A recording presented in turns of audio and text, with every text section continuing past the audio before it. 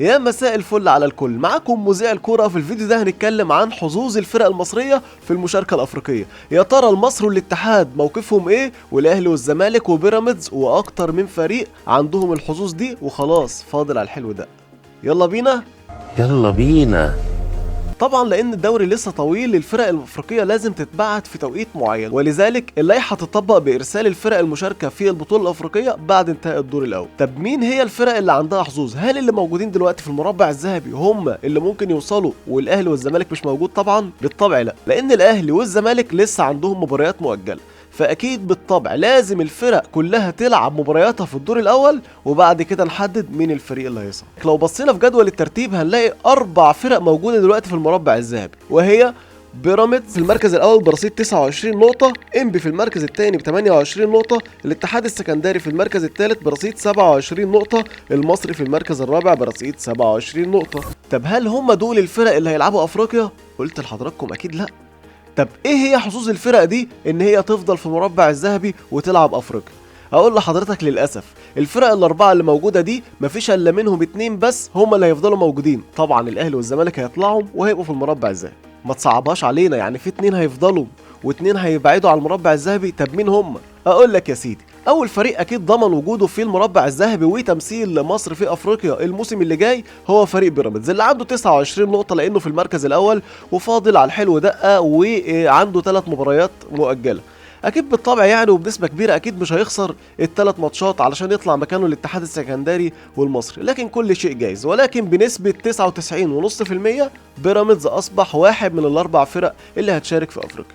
طب مين هم الباقي؟ اقول لك الاهلي والزمالك اكيد بالطبع هم الاثنين هيكونوا موجودين بنسبه طبعا كبيره جدا، لان عندهم مباريات كبيره مؤجله، واكيد بالطبع بالمنافسه ما بين الاهلي والزمالك الدائمه واللي بنشوفها دايما في الكره المصريه هيكونوا موجودين في المربع الذهبي، وهيقدروا ان هم يفوزوا في عدد كبير من مبارياتهم المؤجله. يبقى كده عندنا 3 فرق لحد دلوقتي ضامنين وجودهم في البطوله الافريقيه. اما بقى بالنسبه للمقعد الرابع فهو هيكون محصور بنسبه 100% ما بين المصري وما بين الاتحاد، واحد منهم هيكون في بطولة افريقيا الموسم اللي جاي. حد يقول لي طب ما مودرن فيوتشر عنده فرصة؟ اقول له ايوه، مودرن فيوتشر ثالث الفرق اللي عندهم فرصة للمقعد الرابع في بطولة افريقيا، ولكن لو المصري فاز والاتحاد السكندري فاز في المباراة اللي باقية لكل فريق كده مودرن فيوتشر ما عندوش اي امل. لكن امل مودرن فيوتشر اللي هو يفوز في المباريات المؤجلة ليه، والاتحاد والمصري ما يفوزوش في المباريات المؤجله، لان المصري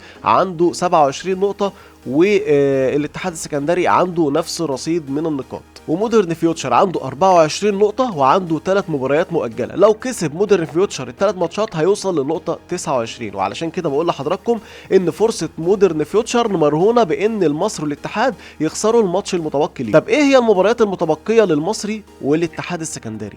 المصري عنده مباراه بكره مع سيراميكا، الفوز فيها بيعني ضمان المصري الوصول للنقطه رقم 30 وتخطي الاتحاد السكندري اللي عنده 27 نقطه.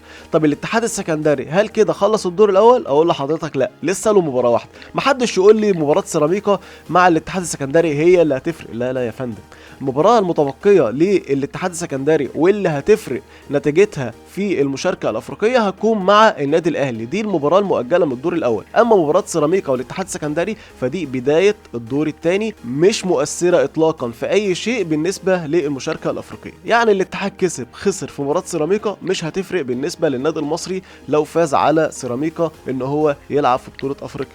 يبقى كده المصري يفوز على سيراميكا علشان يستنى الاتحاد السكندري ونتيجته مع النادي الاهلي اللي هتكون ان شاء الله يوم 7 مايو. وبكده نقدر نقول اللي فيه 7 فرق هيمثلنا فيهم 4 فرق في بطولة افريقيا اللي جاي. قلت لحضراتكم خلاص بيراميدز بنسبة كبيرة ضمن، الاهلي والزمالك بنسبة كبيرة هيدخلوا، وهيتبقى مقعد ما بين المصري والاتحاد السكندري بنسبة كبيرة، وده مرهون على ضوء النتيجة.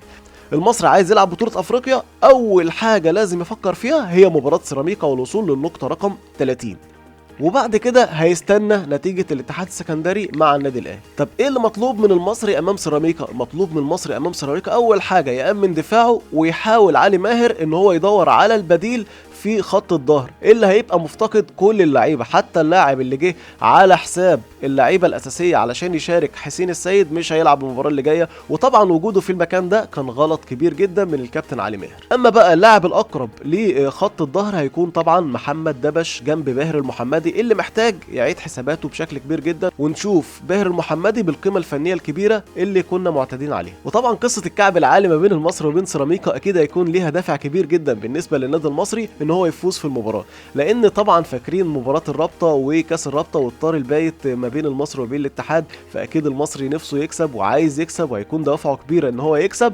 علشان يكسر العقده. والعامل الاكبر لوصول المصري في افريقيا هو الجماهير اللي لازم تكون موجودة برضه في مباراة سيراميكا بشكل أكبر من المباراة اللي فاتت، ولازم صفحة واتقفلت بالنسبة للجمهور وبالنسبة للجهاز الفني وبالنسبة لمجلس الإدارة.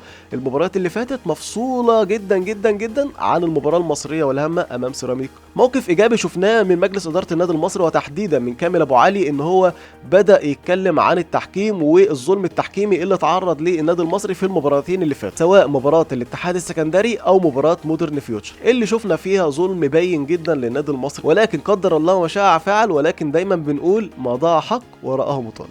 وبكده يكون الفيديو خلص، واتمنى تكون المعلومات وصلت لكم والفيديو عجبكم. وما تنسوش بقى لو بتشوفني لاول مره تتابعني، وما تنساش بقى اللايك والشير وحاجات حلوه كتير. مذيع الكوره.